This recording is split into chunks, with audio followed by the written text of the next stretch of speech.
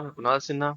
और जैसा कि आप लोगों को हमारे व्हाट्सएप ग्रुप्स में पता चल गया होगा कि स्कॉलरशिप के लिए नए नोटिफिकेशन आ चुकी है और इसमें कुछ नए सत्र में कुछ नए चेंजेस भी किए गए हैं। सबसे पहले देख लेते हैं जो कौन सा नोटिस आया है उसके बारे में एक बार देख लेते हैं क्या है नोटिस में। कि स्कॉलरशिप के लिए रजिस्ट्रेशन जो है वो स्टार्ट हो चुकी है और इसके लिए कुछ नए दिशा निर्देश इस सत्र से लागू हुए हैं। जो स्टूडेंट अभी नए इस प्रोग्राम को ज्वाइन किए हैं बेसिक एग्रीकल्चर को, तो उन लोगों को अभी पता नहीं होगा कि स्कॉलरशिप कहाँ से रजिस्ट्रेशन होता है, तो उनके लिए ये लिंक दिया गया है। यहाँ पर आपका स्कॉलरशिप का रजिस्ट्रेशन स्टार्ट होगा। ठीक है।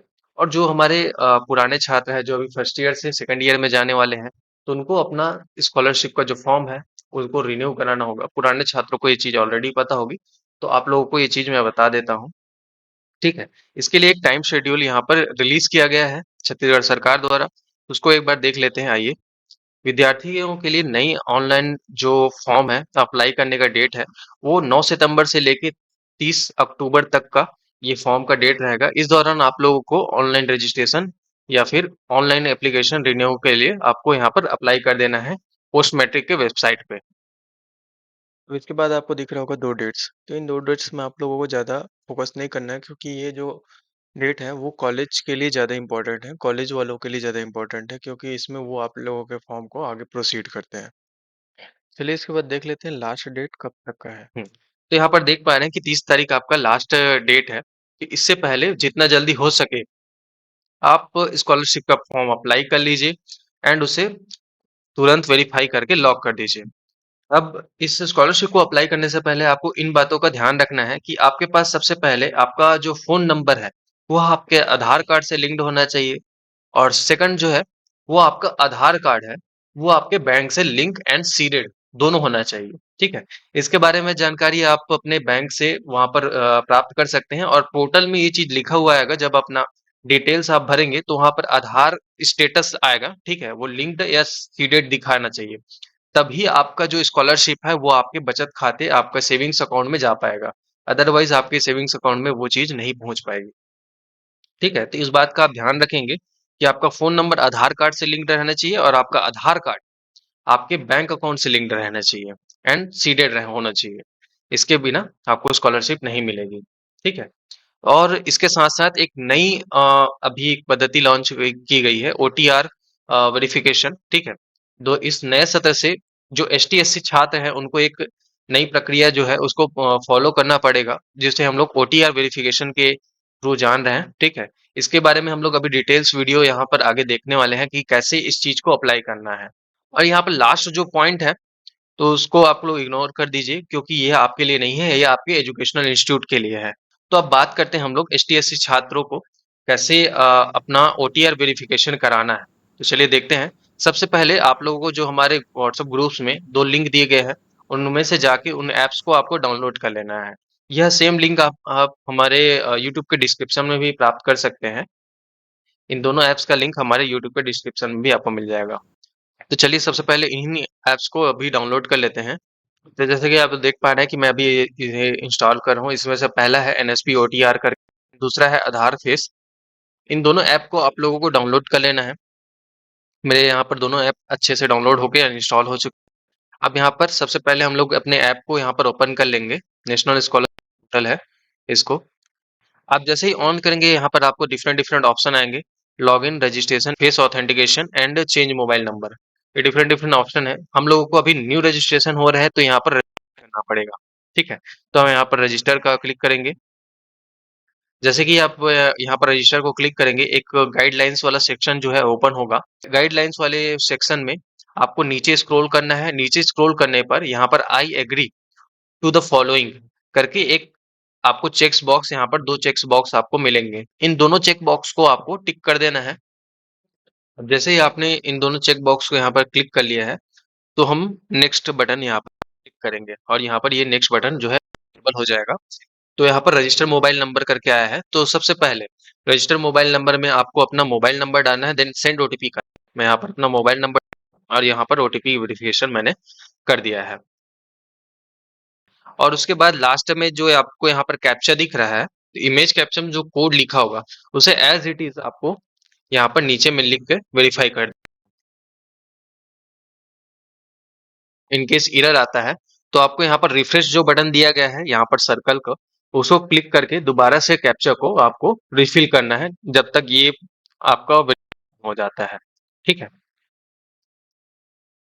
इसको ध्यान सावधानी से भरिएगा क्योंकि बार बार इसमें अलग अलग लेटर्स आते हैं, तो कई बार यहाँ पर जो कैपिटल लेटर है उसमें दिक्कत हो जाता है। तो आप इसको अच्छे से सावधानी से भरिएगा। तो जैसा ही आप यहाँ पर नेक्स्ट करेंगे तो यहाँ पर ई केवाईसी का आपका सेक्शन में आ जाएंगे। ठीक है, यहाँ पर आपका आधार कार्ड नंबर दिख जाएगा, आपको लास्ट डिजिट, लास्ट के 4 डिजिट दिख जाएंगे। ठीक है, आपके पूरा डिटेल्स यहाँ पर दिख जाएगा, आपका एड्रेस, सारा कुछ। ठीक है, अब नीचे डिटेल्स है उनको आपको फिल करना है, जैसे कि इंटर फर्स्ट डिटेल में आता है mother's name and father's name and आपका ईमेल आईडी, इनको आपको फिल कर देना है। पूरा फिल कर दिया एंड सेम यहाँ पर फिर से आया इमेज कैप्चा, फिर से फिल कर देंगे तुरंत।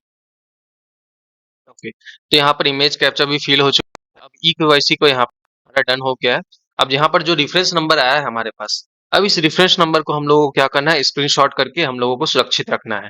ठीक है, स्क्रीनशॉट कर लीजिए या फिर रेफरेंस नंबर को आप यहाँ पर साइड में कॉपी बटन है, इस कॉपी वाले आइकॉन को आप क्लिक करेंगे तो यहाँ पर कॉपी भी हो जाएगा। ठीक है, अब कॉपी करने के पश्चात आप लोग इसको लॉगिन बटन को दबा दीजिए, कॉपी कर लीजिए उसे। कॉपी करने के बाद आपको लॉगिन कर लेना है। ठीक है, तो यहाँ पर मैं लॉगिन कर रहा हूँ। लॉगिन करने के बाद आपको यहाँ पर रेफरेंस नंबर जो है उसको आपको एंटर करना है और उसके बाद फिर से सेंड ओटीपी करना है। ओटीपी आएगा उसको यहाँ पर एंटर कर देना है एंड इमेज जो कैप्चा है उसको दोबारा से आपको यहाँ पर कैप्चा डालना पड़ेगा। कैप्चा कोड डालने के बाद हमारा ई केवाईसी जो है वो कंप्लीट हो जाता है। कंप्लीट होने के बाद आप इस वाले सेक्शन को आप स्क्रीनशॉट करके रख सकते हैं। उसके बाद हम लोगों को किसमें कर देना है, प्रोसीड फॉर फेस ऑथेंटिफिकेशन के लिए। अब यहाँ पर जो ऑप्शन आएगा, गाइडलाइंस दी गई है यहाँ पर, उसे स्क्रॉल करके नीचे आपको आई एग्री पर, जैसे आई एग्री करें, हमारा जो सेकंड ऐप था, सेकंड ऐप को आपको डाउनलोड करना है, तब उसके बाद ही ये जो प्रोसीजर है वो फॉलो होगी। ठीक है, इन दोनों ऐप को जब डाउनलोड कर लेंगे और इनको जितना भी परमिशन ये लोग मांग रहे हैं, इन ऐप को आप दे दीजिए वाइल यूजिंग द ऐप कर। यहाँ पर परमिशन देने के बाद कुछ स्टेप्स जो है वो इनिशियलाइज होंगे। स्टेप इनिशियलाइज होने के बाद यहाँ पर आप देख पा गाइडलाइंस हमको यहाँ पर दिखाई दे रही हैं। इन गाइडलाइंस को आपको फॉलो करना है। जैसे कि जो आपका फेस है वो यहाँ पर सर्कल आएगा, सर्कल के बीचों बीच रखना है आपको। आपका लाइटिंग जो है कंडीशन वो अच्छे से मेंटेन रखना है आपको।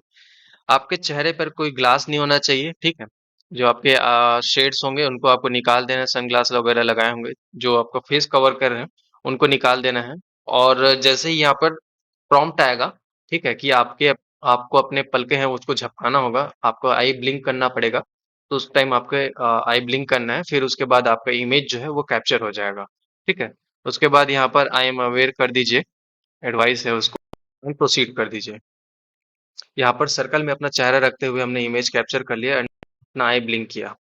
ठीक है, तो यहाँ पर कैप्चर, यहाँ पर ओटीआर वेरिफिकेशन यहाँ पर कंप्लीट हो चुका है हमारा, सक्सेसफुली फिल्ड हो चुका है। यहाँ पर फिर से एक रजिस्ट्रेशन नंबर आया है, रेफरेंस नंबर आया है, इसको हम लोग कैप्चर कर लेंगे फिर से इसके माध्यम से और उसके बाद इसको कॉपी कर लेंगे एंड देन लास्ट में लॉगिन।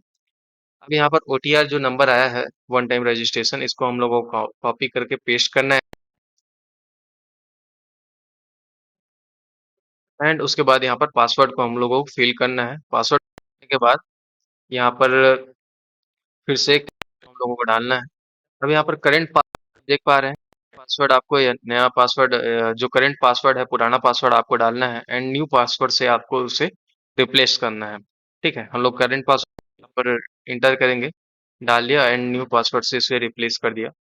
फिर से यहाँ पर कैप्चा कोड डाल के आपको करना है डन एंड उसके बाद इस तरह से जो रजिस्ट्रेशन प्रोसेस है वो पूरा कंप्लीट हो जाता है। फिर से लॉगिन करके हम लोग देख लेते हैं जो नया पासवर्ड से उसे। ओके, तो यहाँ पर ओटीआर का पासवर्ड हमने रेफरेंस नंबर डाला एंड उसके बाद पासवर्ड एंड कैप्चा कोड। इसके बाद लॉगिन करने पर हम लोगों को अपना प्रोफाइल का आईडी यहाँ पर दिख जाता है, आप स्क्रीनशॉट कर लीजिए। तो यहाँ से आपका ओटीआर जो प्रोसेस है वो कंप्लीट हो जाता है। That's all for today's video. I hope मैं इस वीडियो के माध्यम से आपको अच्छे से गाइड कर पाया हूँगा। अगर इसके बावजूद भी आपके पास कोई डाउट्स हैं इस वीडियो को लेके तो आप उसे प्लीज़ कमेंट बॉक्स पे मेंशन कर दीजिए। मेरी टीम आपको इसका जल्द से जल्द आंसर प्रोवाइड करने की कोशिश करेगी। चलिए फिर मिलते हैं नेक्स्ट वीडियो में। Thanks all for watching this video. Bye.